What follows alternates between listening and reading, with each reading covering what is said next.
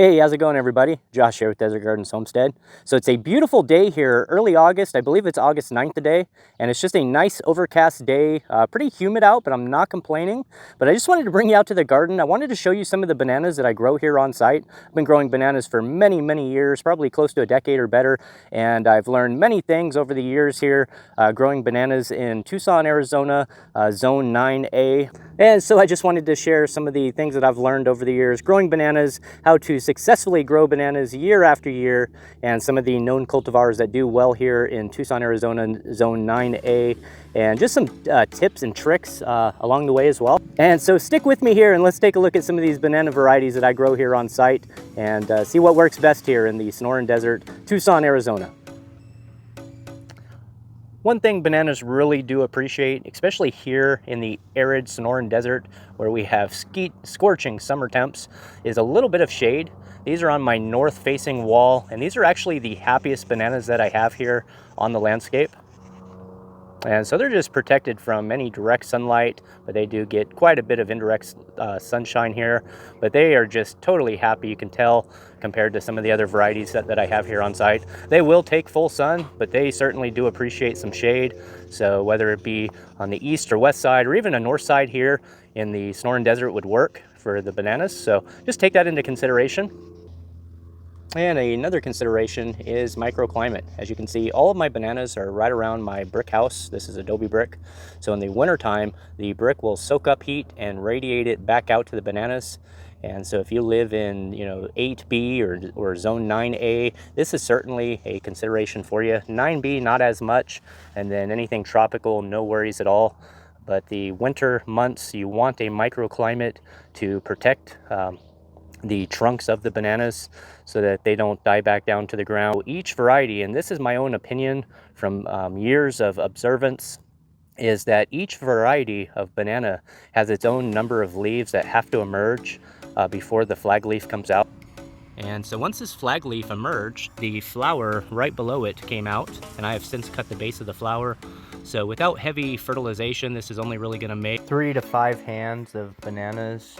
And so it won't make a whole lot more than about 3 to 5 hands unless I really fertilized it heavily. But that flower, this stalk here, once it flowers and fruits, I will cut that down and that will become fertilization or fodder for the goats.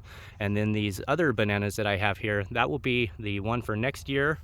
The smaller one will be for the year after, and then I'll allow a third banana to come up for the year after that. So you're always trying to cultivate your banana clumps for 3 consecutive years.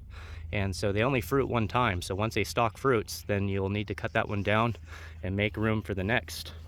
And the same holds true over here. I have the fruiting stalk here that's fruiting, and then the larger one will fruit for me next year. This one coming up will be the year after, and then I'll allow another one, which I may have another one coming up right there for the year after that. And then any extras I'll just pull out and I'll sell.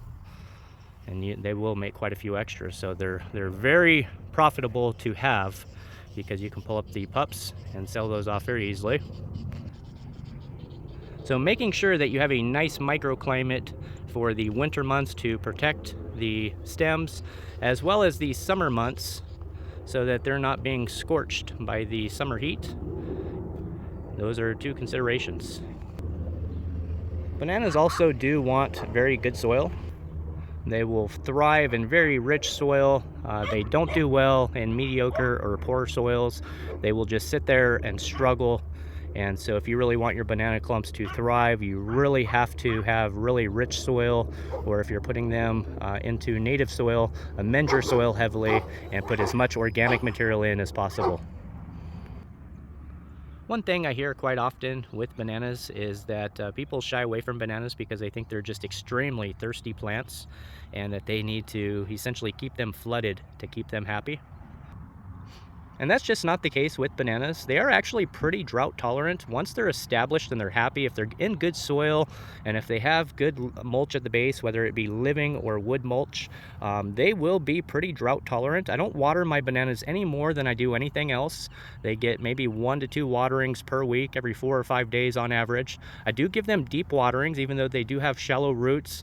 They get pretty deep waterings, but they're not any more thirsty than anything else. So I would not consider them very thirsty plants once established, but once you plant them, newly planted banana plants will be pretty thirsty, and you'll need to tend to them, especially in the hotter months of the year.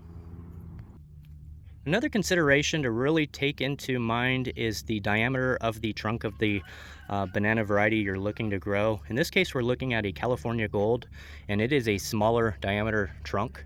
And so with these smaller diameter trunks, I always have problems with these guys wanting to lean over once they start fruiting, and I'll have to stake them up, and it really just becomes a pain. So in my opinion, I'm not a big fan of these smaller diameter trunks unless you had a way to stake these guys up. And so just take that into consideration. There are quite a few smaller diameter trunks on some of the more popular varieties like Manzano or the Java and some of the other ones. So just take that into mind. This is the California Gold. And let's just take a look at the dwarf Namwa, and it is a larger diameter trunk. And I'll just show you the difference between this trunk, which is very small. I mean, I can pretty much get my whole hand around it essentially, even though this is still, you know, only a four foot plant. It won't get a whole lot larger than that. Whereas next door, you can just tell the dwarf Namwa is a much thicker stalk. It would take two of my hands to even try to get around this big guy here. And so it's not moving. They do lean from time to time, but you don't have to prop the larger diameter trunks up.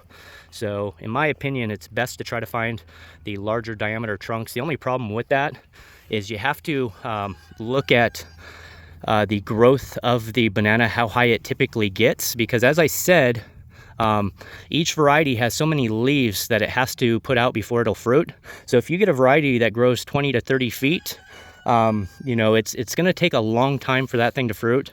One other thing I didn't mention is that here in the desert and maybe other areas that aren't tropical, the bananas will naturally dwarf here. I've never had a banana get more than, 10 feet tall here in the desert. And so, if you got something like I've grown the Saba banana, which is the world's tallest banana, and it can get 70, 80 feet tall, and it only got to about 10 to 12 feet tall. It never fruited because, by the time that it would get so large, it would just typically die out or lean over. It just wasn't the right atmosphere or environment for that particular banana variety.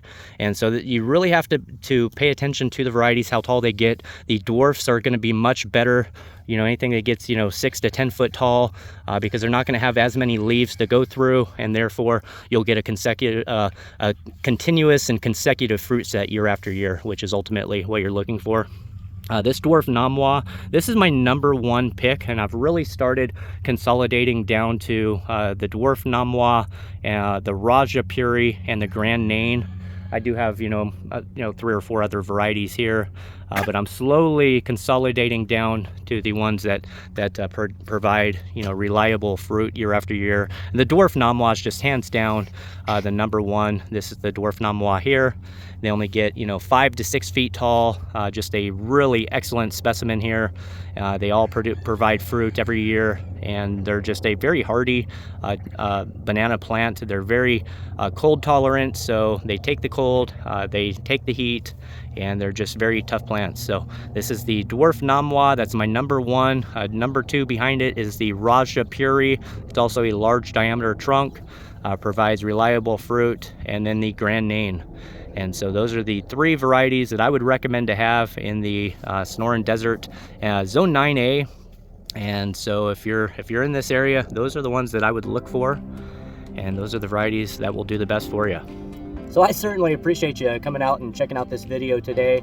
And let me know in the comments below if you have any questions. Feel free to ask any questions. I'd be happy to answer any questions for you. And if you found anything of value in the video today, I would certainly appreciate you smashing that like button, as well as sharing the video and subscribing if you're not subscribed. And once again, this is Josh with Desert Gardens Homestead. This is all about bananas, and I hope you have a great day, and thanks for tuning in. God bless and take care.